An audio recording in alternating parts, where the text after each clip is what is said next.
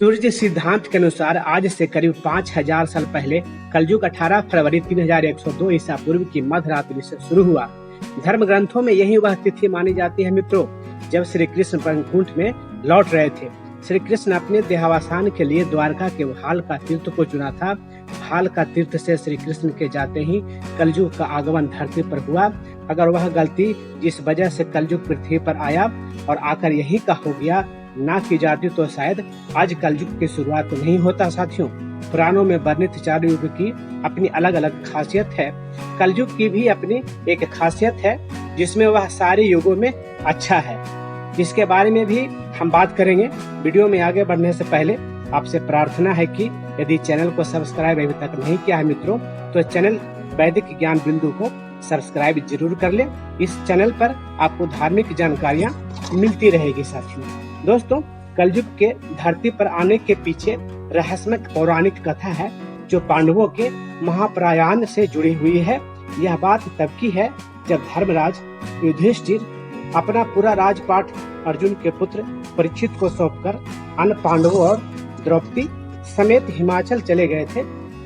एक ही पृथ्वी देवी गाय का रूप धारण करके सरस्वती नदी के किनारे बैठी थी।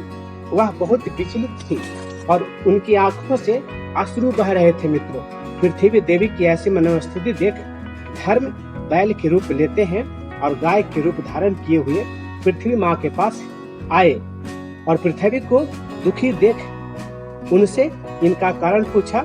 इस पर पृथ्वी देवी बोली, भगवान श्री कृष्ण को स्वधाम जाने से कलयुग निडर हो गया है, हर तरफ पाप फैला रहा है और मुझे दूषित कर रहा है। पहले भगवान श्री कृष्ण के चरण मुझ पर पड़ते थे, जिसके वजह से मैं खुद को सौभाग्यशाली मानती थी, परंतु अब ऐसा नहीं है।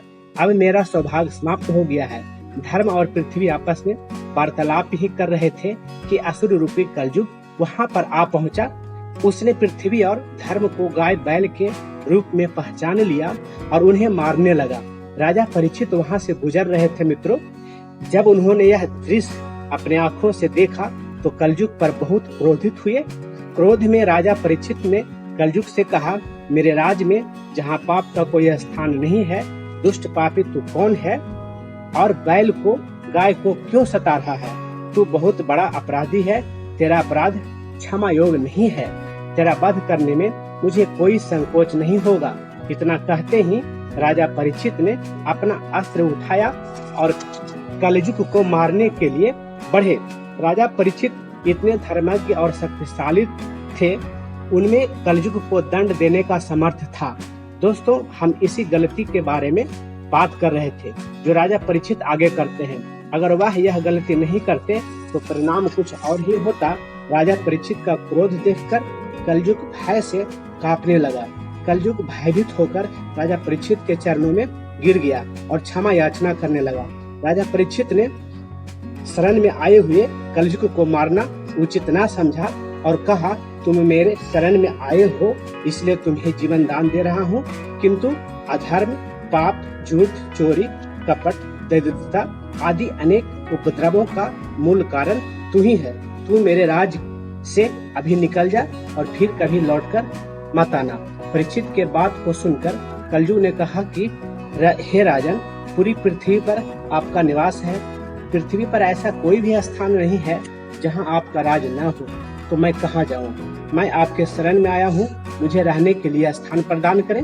कलयुग के बात सुनकर राजा परीक्षित सोच विचार कर कहा, झूठ, मद्यपान, परस्त्री मन और हिंसा इन स्थानों में असत मन, काम और क्रोध का निवास होता है, तो इन स्थानों पर रह सकता है। परंतु इस पर कलयुग बोला, राजन, ये सभी स्थान घृणित स्थान है, कृपया करके अच्छे स्थान प्रदान कीजिए ताकि मैं सही सलामत रह सकूं। मैं इस घृणित स्थान में नहीं रहना चाहता। इस मांग पर राजा परीक्षित ने स्वर्ण रूपी स्थान प्रदान किया। स्वर्ण रूपी स्थान मिलते ही कलयुग ने राजा परीक्षित के स्वर्ण मुकुट में पास कर लिया। आगे चलकर कलयुग के विषैले प्रभाव के कारण अतएव राजा परीक्षित का अंत हुआ। उनके अंत होते ही कलयुग को रोकने वाला और दूसरा कोई नहीं था और वह अपने पूर्ण सामर्थ्य से पृथ्वी पर बढ़ता ही चला गया।